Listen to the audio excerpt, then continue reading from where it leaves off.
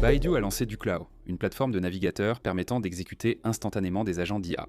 Des chercheurs de Stanford ont présenté OpenJarvis, où les assistants IA fonctionnent entièrement sur votre propre ordinateur. Google a utilisé Gemini pour créer le plus grand ensemble de données sur les crues éclairs.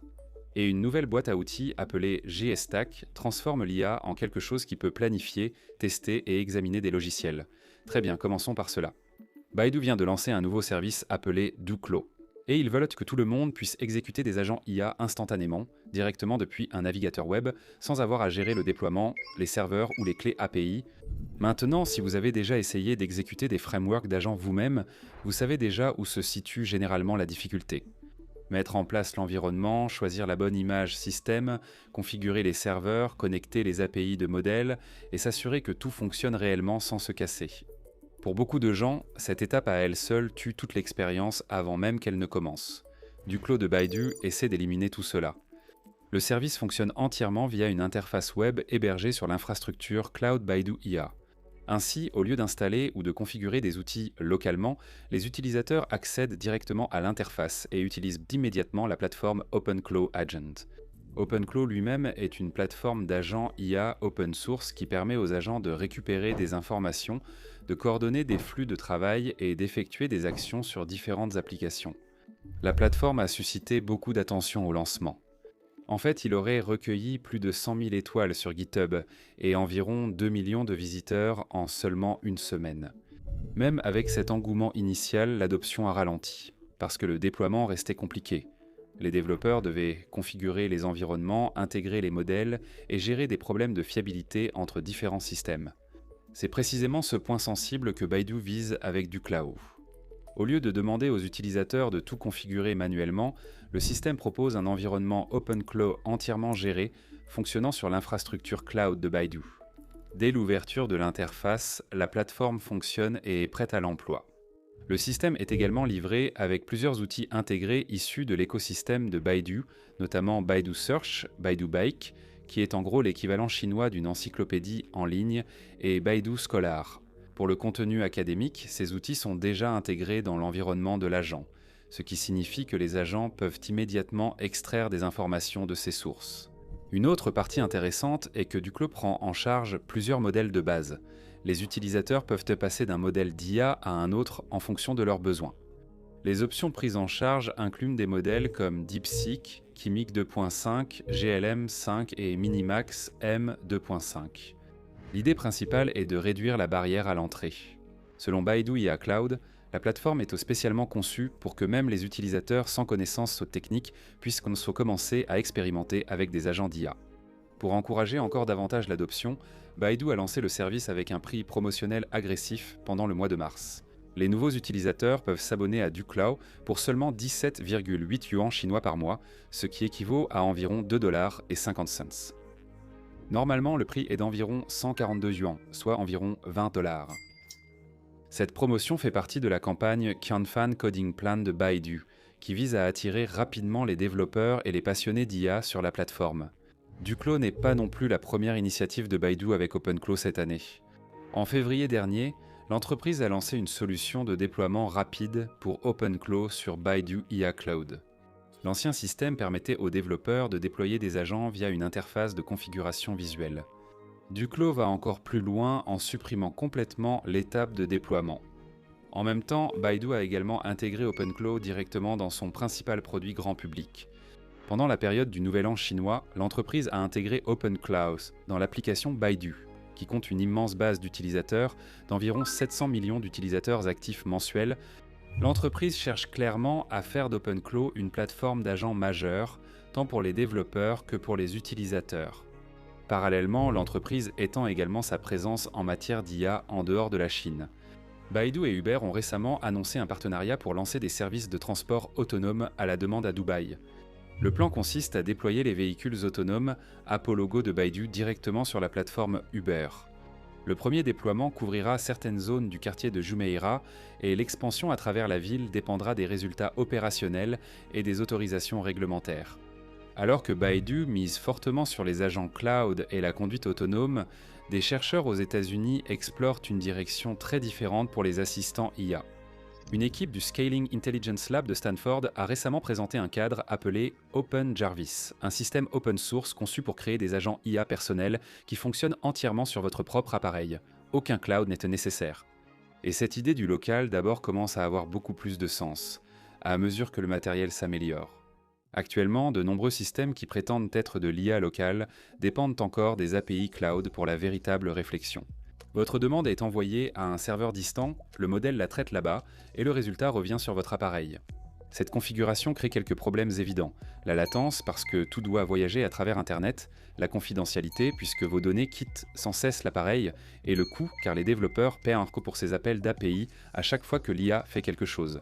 Les chercheurs de Stanford estiment que nous atteignons un moment où cette intelligence peut revenir sur les machines personnelles, et ils disposent de données pour le prouver. Leurs recherches montrent que les modèles de langage locaux modernes, fonctionnant sur du matériel grand public classique, peuvent déjà gérer environ 88,7% des tâches courantes de discussion et de raisonnement à des vitesses interactives. C'est déjà une grande partie.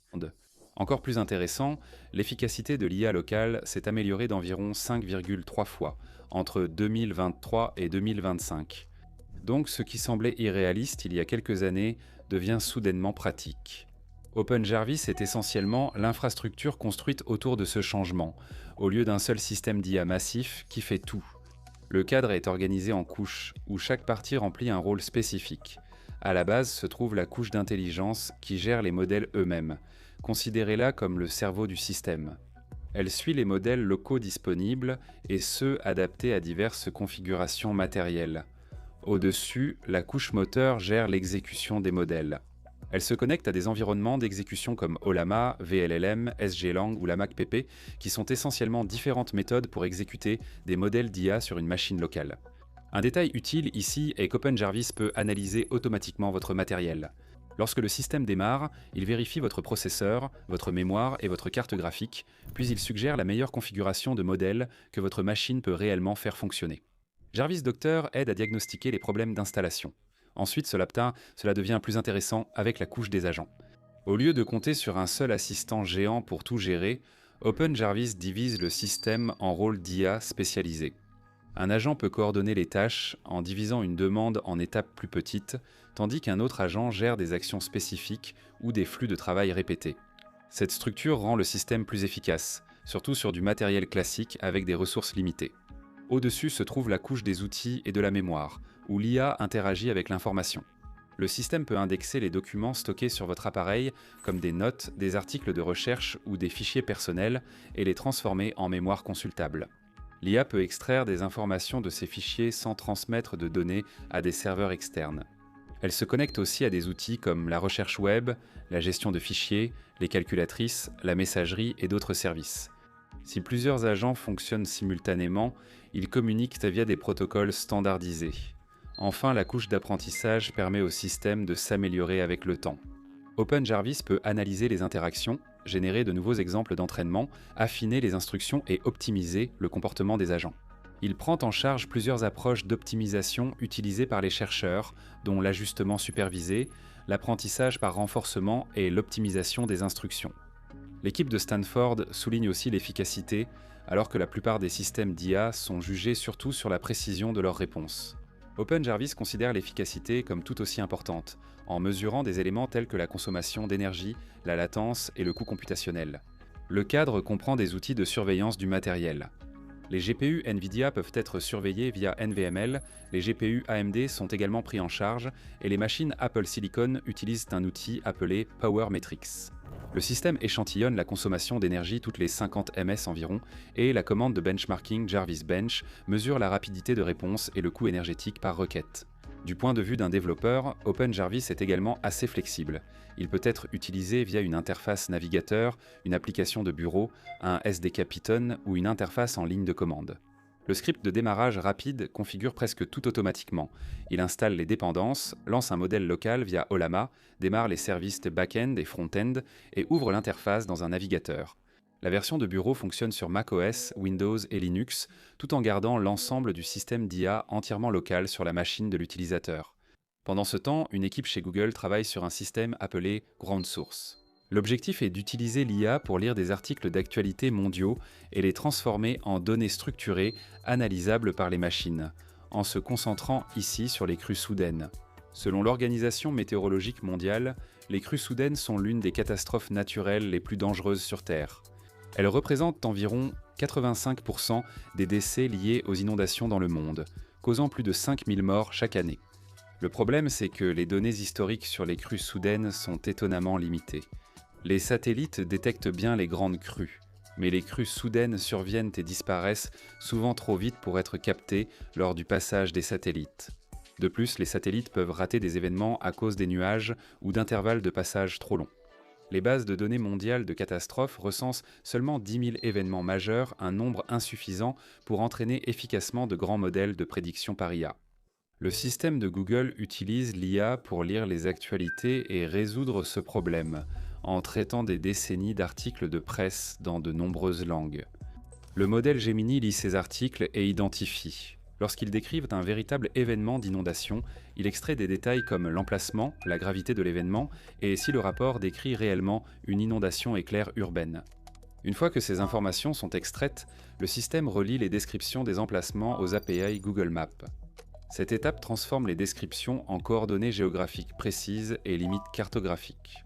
Le résultat est un ensemble de données massif contenant 2,6 millions d'événements d'inondations soudaines urbaines dans plus de 150 pays.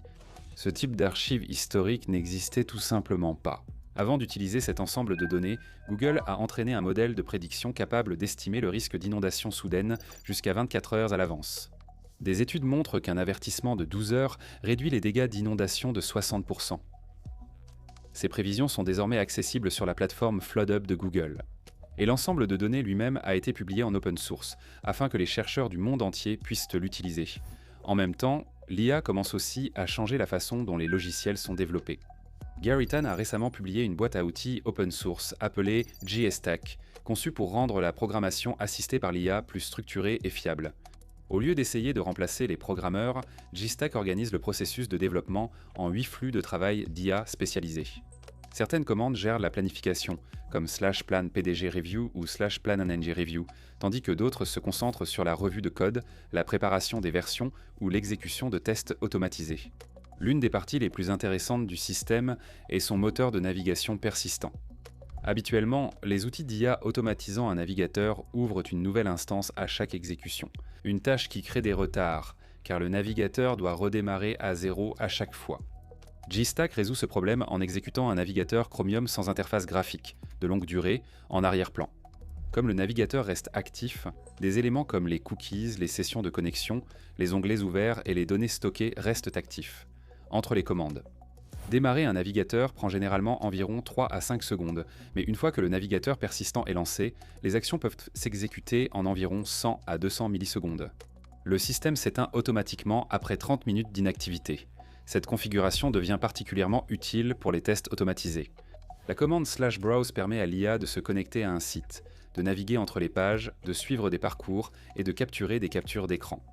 Ensuite, la commande /QA analyse les modifications du code et teste automatiquement les parties de l'application qui ont été affectées. Par exemple, le système peut détecter 8 fichiers modifiés et 3 routes affectées, puis tester automatiquement ces routes. La boîte à outils nécessite du code Cloud.